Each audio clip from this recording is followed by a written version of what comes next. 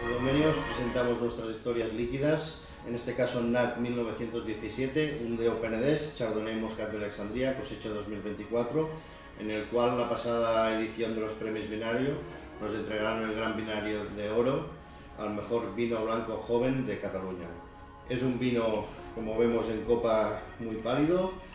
con color amarillo pálido, ribetes verdosos, y cuando nos ponemos en la nariz vemos esta explosión aromática que nos aportan estas variedades, la combinación de una fruta blanca con una parte floral fresca que nos aporta el Muscat de Alexandria.